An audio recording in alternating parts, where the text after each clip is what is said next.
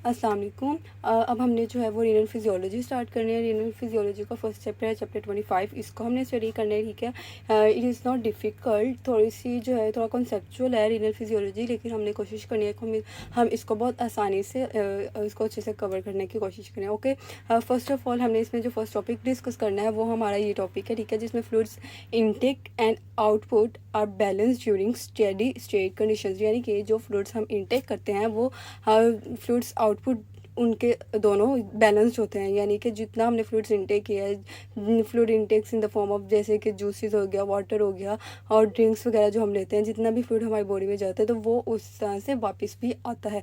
यानी कि इनटेक और आउटपुट दोनों बैलेंस्ड होते हैं, ठीक है। उसको हमने बैलेंस करना जरूरी होता है। नॉर्मली अगर हम देखें ना, पर डे 2300 ml जो फ्लूइड है हम इनटेक करते हैं, ठीक है, वो किस फॉर्म में कर रहे होते हैं, मेनली जो है हम इंजेस्ट करते हैं फ्लूइड्स को, ठीक है। 2100 ml जो है इतने फ्लूइड्स हम इनटेक कर रहे होते हैं और थोड़ा सा यानी 200 ml जो है वो मेटाबॉलिज्म से आ रहा होता है। टोटल जो है वो 2300 ml फ्लूइड्स जो हैं वो हमारी बॉडी में इनटेक हो रहे होते हैं। और आउटपुट की अगर हम बात करें, नॉर्मली वो 2300 ही आउटपुट भी इनका हो रहा होता है। वो डिफरेंट, अब देखो इनटेक के लिए सिर्फ दो तरीके हैं, मोस्टली जो है वो फ्लूइड्स इंजेस्ट होना और बहुत कम जो है वो फ्रॉम मेटाबॉलिज्म। लेकिन आउटपुट के लिए डिफरेंट मेथड्स हैं, जिसमें सबसे ज़्यादा जो है वो यूरन के थ्रू 1400 ml जो है वो डेली आउटपुट होता है फ्लूइड्स का, ठीक है। इसी तरह से फिशेस के थ्रू 100 ml और स्वेट के थ्रू 100 ml और स्किन और लंग्स के थ्रू 350। ये इनसेंसिबल है। इनसेंसिबल का मतलब है हमें पता नहीं चलता कि स्किन से और लंग से किस तरह से फ्लूइड आउटपुट हो रहा होता है। लेकिन स्वेट का हमें पता चल रहा होता है कि पसीना आ रहा है, यूरिन और फिशेस का भी हमें पता चल रहा होता है। लेकिन स्किन और लंग्स के थ्रू क्या कैसे होता है हम इसको भी फर्दर डिटेल में पढ़ेंगे। अगर हम प्रोलॉन्ग एक्सरसाइज हो या हैवी एक्सरसाइज होती है, ठीक है, जब प्रोलॉन्ग और हैवी एक्सरसाइज होती है उसमें क्या होता है, उसमें एक्सरसाइज में इनपुट और आउटपुट दोनों ज़्यादा हो जाता है, ठीक है। यानी कि अगर आउटपुट ज़्यादा हो जाता है फिर हमें इनपुट भी ज़्यादा करना पड़ता है। यानी कि क्या होता है कि ना, आपका जब हैवी एक्सरसाइज करते हो स्वेट बहुत ज़्यादा स्वेटिंग बहुत होती है, ठीक है। यानी 5000 तक स्वेट इंक्रीज कर जाता है, 100 से 5000 तक 5000 ml जो है वो स्वेट इंक्रीज कर जाता है। और अगर हम देखें तो यूरिन जो है उसकी वो डिक्रीज करता है 1400 टू 500, लेकिन बाकी चीज़ें सेम रहती हैं। यानी कि स्किन के थ्रू 350 और फेसेस भी 100, ठीक है, नॉर्मल, मतलब कि जैसा होता है वैसे ही है, इसमें कोई चेंज नहीं आता। लेकिन अगर आप ये देखो कि ना लंग्स के थ्रू 650 है, 350 से 650 हो गया। यानी कि क्या होता है कि सांस आपको ज़्यादा चढ़ने लग जाती है, गहरा गहरा सांस लेते हैं हम लोग, ठीक है, जिसकी वजह से 650 हो जाता है लंग्स के थ्रू। और फिर इस तरह से जब इसका आउटपुट ज़्यादा होगा तो फिर क्या होता है कि हमें प्यास भी लगती है, तो हम इनटेक भी ज़्यादा करते हैं। इस तरह से इनटेक और आउटपुट दोनों को बैलेंस किया जाता है। नेक्स्ट अगर हम देखें इनसेंसिबल वाटर लॉस से हमारा क्या मतलब है। इनसेंसिबल वाटर लॉस का मतलब है कि अनकॉन्शियस वाटर लॉस होना थ्रू स्किन एंड लंग्स, ठीक है। अनकॉन्शियसली स्किन और लंग्स से वाटर लॉस होता है। वो कितना होता है, 350 और 350 इन दोनों को ऐड करेंगे तो 700 ml पर डे हो जाएगा। अगर स्किन से देखें किस तरह से होता है, स्किन के थ्रू होता है डिफ्यूजन, ठीक है, यानी कि इवेपोरेशन होती है, वाटर लॉस होता है थ्रू डिफ्यूजन। यानी कि स्किन में जहाँ पर वाटर ज़्यादा होगा उस एरिया से जहाँ पर कम होगा बाहर की तरफ वाटर जो है वो इवेपोरेट कर जाएगा। वाटर लॉस इस तरह से होता है, ठीक है। डेली कितना हो रहा होता है, 300 टू 400 ml। और स्किन में अगर आप देखो ना, एक लेयर होती है जो बैरियर के तौर पर एक्ट कर रही होती है, डिफ्यूजन के अगेंस्ट बैरियर होता है वो। Cholesterol field cornified skin layer होती है जो डिफ्यूजन के अगेंस्ट बैरियर होती है, ठीक है। जब यानी ये डिफ्यूजन जो होती है उसको 300 टू 400 से ज़्यादा नहीं वाटर डिफ्यूज़ होने देती, वाटर का लॉस इससे ज़्यादा नहीं होने देती। लेकिन अगर बर्न्स हो जाए कि कोई शख्स जो है अगर वो बर्न हो जाए, ठीक है, और फिर उसमें जो है वो ये बैरियर क्या होगा, लॉस हो जाएगा, यानी ये बैरियर डिस्ट्रॉय हो जाएगा और वाटर का लॉस जो है ना वो बहुत ज़्यादा हो जाता है, 10 टाइम्स ज़्यादा हो जाता है, 3 टू 5 लीटर्स पर डे। कहाँ जो है वो 0.3 लीटर्स हो रहा था, अब कहाँ पर जो है वो 3 लीटर्स होने लग गया, 3 टू 5 लीटर्स होने लग गया। अब इसके लिए जो है ना वो इंट्रावेनस फ्लूइड्स दिए जाते हैं ताकि जो है ना डिहाइड्रेशन के चांसेस ज़्यादा हो जाते हैं ऐसे पेशेंट्स में। तो डिहाइड्रेशन जो है वो उसको अवॉइड करने के लिए क्या होता है, इंट्रावेनस फ्लूइड्स दिए जाते हैं।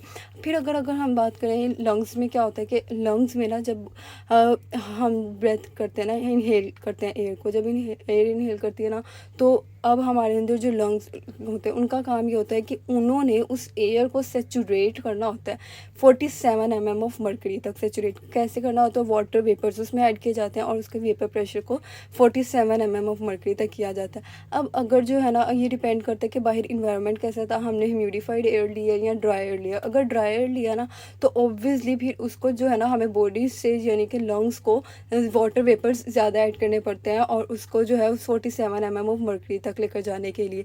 इस तरह से सर्दियों में जब कोल्ड इन्वायरमेंट होता है, बाहर अगर एयर में हमें वेपर प्रेशर देखें तो वो कम होता है, फिर वो एयर जब हम इनहेल करते हैं तो बॉडी को ज़्यादा vapour pressure water vapours add करने पड़ते हैं उस एयर में, उसका वेपर प्रेशर इंक्रीज़ करने के लिए। इस तरह से लंग्स के थ्रू वाटर का लॉस होता है और डेली जो लॉस होता है मतलब कि 300 से 400 ml पर डे हो रहा होता है। इसी तरह से अगर ह्यूमिडिफाइड एयर होगी तो गर्मियों में जैसे एयर होती है तो उसमें वाटर वेपर्स को ज़्यादा ऐड नहीं करना पड़ता, लेकिन सर्दियों में हमें वाटर वेपर्स ऐड करने पड़ते हैं, जिसकी वजह से इस तरह से भी वाटर का लॉस होता है। जब इस तरह से वाटर का लॉस होता है ना तो फिर उसके बाद क्या होता है कि ना सिर्फ वाटर का लॉस होता है, सोल्ट का लॉस नहीं होता। जब सोल्ट का लॉस नहीं होता तो ब्रेन को मैसेज नहीं पहुंचता कि थर्स्ट सेंटर एक्टिवेट नहीं होता। जब थर्स्ट सेंटर एक्टिवेट नहीं होता तो हमें प्यास नहीं लग रही होती, तो सर्दियों में वैसे भी स्वेटिंग नहीं हो रही होती। एज अ रिजल्ट डिहाइड्रेशन के चांसेस ज़्यादा होते हैं। तो हमें चाहिए कि हम सर्दियों में भी ज़्यादा से ज़्यादा पानी का यूज़ करें ताकि जो है हम डिहाइड्रेशन जो है ना हो पाए।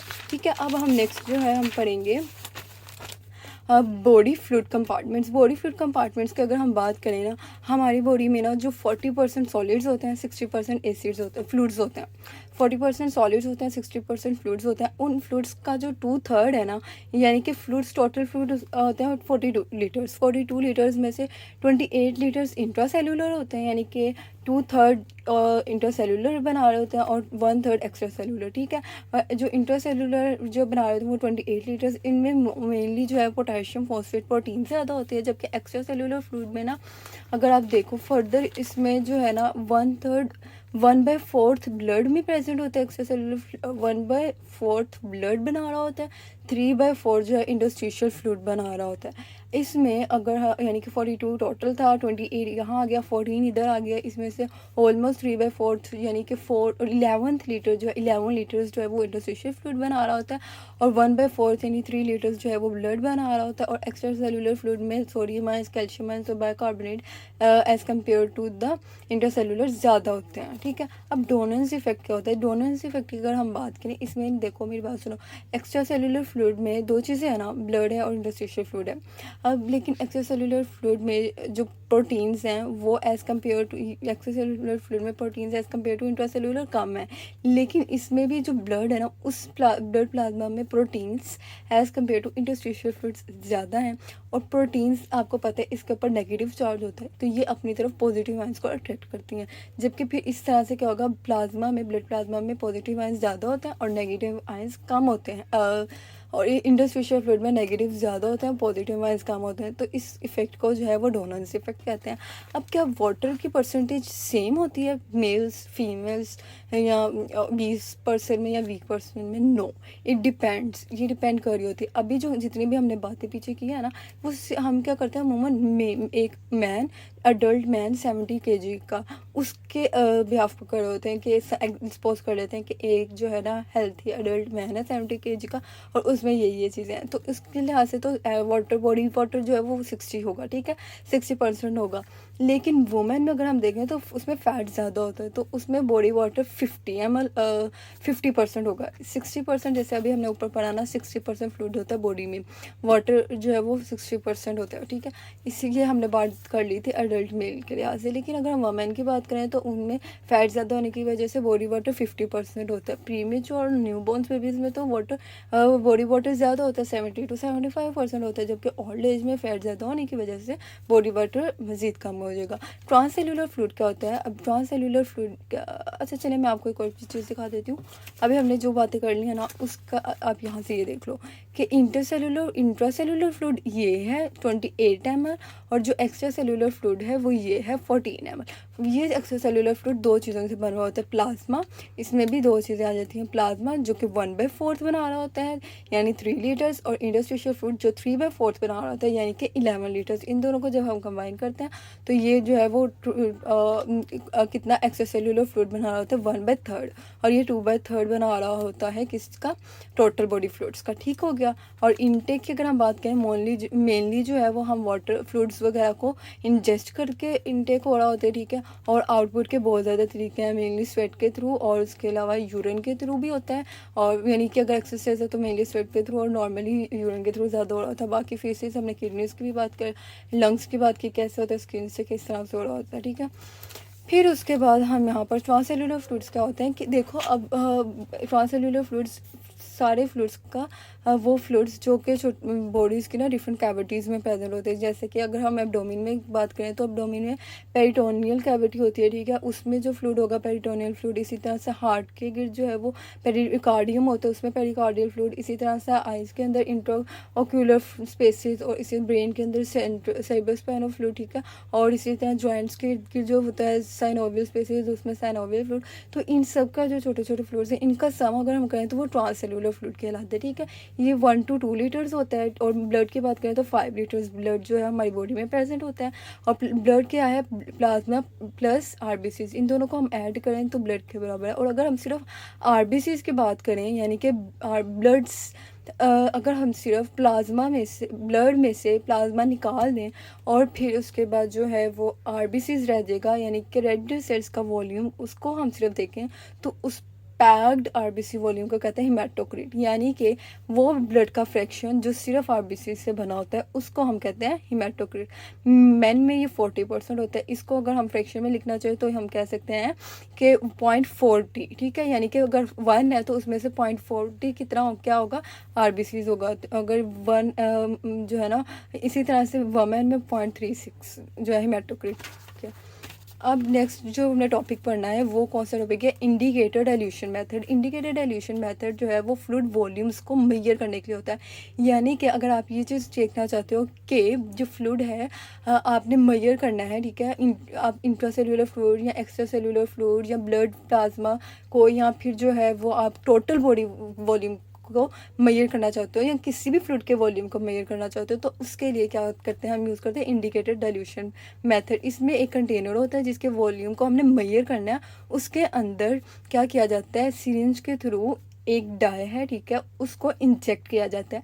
डाई के वॉल्यूम का और उसके डाई के वॉल्यूम का भी हमें पता होता है और उसकी कंसंट्रेशन का भी हमें पता होता है कि कितनी कंसंट्रेशन और वॉल्यूम हमने जो है वो सिरिंज में उसको डाई को डाला है। ठीक है। और उसको जब हम इंजेक्ट करते हैं तो उस चूँकि वॉल्यूम ज़्यादा हो गया एज़ कम्पेयर टू सिरिंज के वॉल्यूम से, तो कंसंट्रेशन ऑफ द डाई कम हो जाएगी। और सिरिंज में वॉल्यूम कम था तो कंसंट्रेशन ज़्यादा थी। लेकिन जो अगर हम डाई के अमाउंट की बात करें, जितनी डाई की अमाउंट यहाँ थी उतनी ही डाई की अमाउंट यहाँ है। यानी कि जितनी मैस डाई का यहाँ था तो मैस में तो कोई फ़र्क नहीं पड़ा, उतना ही मैस यहाँ पर है। तो इंडिकेटर मैस, इन सिरिंज में जो इंडिकेटर मैस है और कंटेनर में जो इंडिकेटर मैस है वो दोनों बराबर है।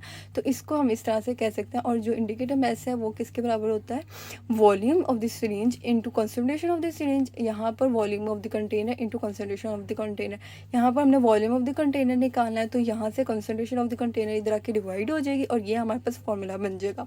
अब इसको करने के स्टेप्स क्या होते हैं। ठीक है। सबसे पहले ये होता है कि आपने जो है ना डाई को इंजेक्ट करना है बॉडी में। यानी कि ये तो अभी हमने कंटेनर की बात कर ली ना कि कंटेनर का वॉल्यूम हम निकालना चाह रहे हैं, लेकिन अगर हम बॉडी में किसी भी कंपार्टमेंट का, इंटरसेल्यूलर कंपार्टमेंट या एक्स्ट्रा सेल्यूलर कंपार्टमेंट या बॉडी की टोटल बॉडी वॉल्यूम यानी कोई भी अगर हम निकालना चाहते हैं या ब्लड का ही निकालना चाहते हैं तो हम क्या करेंगे, डाई को इंजेक्ट करेंगे, पूरी बॉडी में इंजेक्ट करेंगे। उस डाई का वॉल्यूम कंसंट्रेशन हमें पता होगा।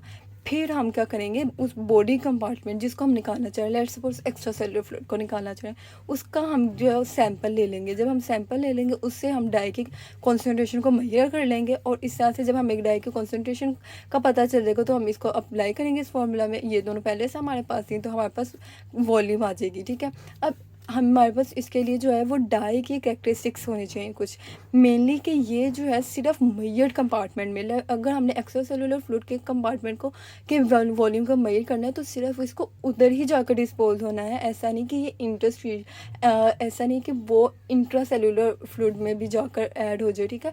और इसको सिर्फ एक्स्ट्रा सेलुलर फ्लूइड में ही ऐड होना चाहिए। या अगर जो है हमने सिर्फ ब्लड प्लाज्मा का निकाला है तो सिर्फ ये ब्लड वेसल्स में ही जाए, ये बाकी और कहीं जगह ना जाए, ये इंटरस्टिशियल फ्लूइड में ना जाए, ये जो है वो एक्स्ट्रा सेलुलर फ्लूइड में ना जाए। और डिस्पर्स इवनली, यानी कि थ्रू आउट डिस्पर्स हो। इवनली डिस्पर्स होने का मतलब है कि हर जगह जो है वो बराबर से अपनी कॉन्सेंट्रेशन जो है वो डिस्पर्स हो, यानी हम राइट आर्म से निकालें लेफ्ट आर्म से निकालें कोई भी इस पर फ़र्क ना पड़े। और नॉट मेटाबोलाइज, इसका मतलब ये है कि इसका मैथ जो हमें डाई का मैथ में जितना पता था वही होना चाहिए, उसके अमाउंट कम नहीं होनी चाहिए। अगर मेटाबोलाइज हो गई तो अमाउंट कम हो जाएगी तो हमारी वैल्यू से नहीं आएगी, ठीक है। अब हमने ये देखना है कि वॉल्यूम इंडिकेटर्स। अब हमने अगर जो है ना कौन सी वॉल्यूम के लिए कौन सा इंडिकेटर चाहिए, यानी कि अगर हमने टोटल बॉडी वॉल्यूम निकालना है तो उसके लिए कौन सी डाई हम इंजेक्ट करवाएं, अगर हमने ईसीएफ का निकालना है उसके लिए कौन सी डाई इंजेक्ट करवाएं, अगर आईसीएफ का उसके लिए प्लाज्मा वॉल्यूम, या जो जो हम निकालना चाहते हैं या इंटरस्टिशियल फ्लूइड का, तो कौन कौन सी डाइज को इंजेक्ट करवाना चाहिए ना। अब ये भी हमें पता होना चाहिए। अब सबसे पहले हम देख लेते हैं, अगर हम टोटल बॉडी वॉल्यूम पूरी बॉडी का वॉल्यूम जो है ना वो बॉडी वाटर का निकालना चाहते हैं तो उसके लिए हमें रेडियो एक्टिव वाटर यानी वाटर से के थ्रू, अब वाटर भी होना चाहिए, रेडियो एक्टिव होना चाहिए ताकि हम उसको मेजर कर सकें। जैसे ट्राइटियम है तो उसका ये वाटर है, ठीक है, रेडियो एक्टिव वाटर है। 3 ऊपर है ड्यूट्रियम जिसको हम हैवी वाटर भी कहते हैं, इसको भी यूज़ कर सकते हैं। एंटीपायरीन इसको भी यूज़ कर सकते हैं। और अगर हम ईसीएफ का वॉल्यूम चेक करना चाहते हैं एक्स्ट्रा सेलुलर फ्लूइड का, उसके लिए हम radio active sodium, iodine, thiosulphate और इन्यूलिन का यूज़ करेंगे, ठीक है। अगर हम आईसीएफ का वॉल्यूम निकालना चाहते हैं तो हमें पता है टोटल बॉडी वाटर से अगर हम ईसीएफ का वॉल्यूम माइनस कर देंगे तो आईसीएफ का आ जाएगा, तो हम उसको कैलकुलेट करके सिंपली निकाल लेंगे। प्लाज्मा वॉल्यूम निकालना चाहते हैं तो हमें उसके लिए आयोडीन एल्ब्यूमिन यूज़ करना होगा। प्लाज्मा में मेनली एल्ब्यूमिन प्रेजेंट होता है, हमें इसका पता है। फिर उसके बाद इवेंस ब्लू डाई, इसका भी हमें पता होना चाहिए, ठीक है। और अगर ब्लड का हम निकालना चाहते हैं तो ब्लड वॉल्यूम अगर हम निकालना चाहते हैं तो ब्लड में मेनली आरबीसीज हैं, तो ऐसा हाल हमारे पास रहनी चाहिए जो उसके साथ जाके लेबल्ड हो जाए, तो वो हो CR लेबल्ड आरबीसीज, ठीक है। फिर उसके बाद हम इसको कैलकुलेट भी कर सकते हैं, हमें पता है blood volume plasma divided by 1 minus haematocrit का भी हमें पता है packed RBC volume. Interstitial fluid हमें पता है कि ICF क्या किससे बन रहा था, interstitial fluid plus plasma volume से बन रहा था। और अगर हम जो है वो ECF में से प्लाज्मा वॉल्यूम माइनस कर देंगे तो हमारे पास आ जाएगा इंटरस्टिशियल फ्लूइड, तो हम उसको कैलकुलेशन के थ्रू निकाल सकते हैं। जिसको मैंने ये हाईलाइट किया हुआ है, ठीक है, स्काई ब्लू से, तो वो कैलकुलेशंस हैं, ठीक है। और फिर इसी तरह से डिफरेंट कलर से डिफरेंट चीज़ें शो की हैं, ठीक है। होप्स हो कि ये आपको समझ आया होगा, पसंद आया होगा। अगर आपको पसंद आई हो तो इसको लाइक करें, सब्सक्राइब करें चैनल को, और इसको अपने फ्रेंड्स के साथ ज़्यादा से ज़्यादा शेयर करें ताकि मोस्ट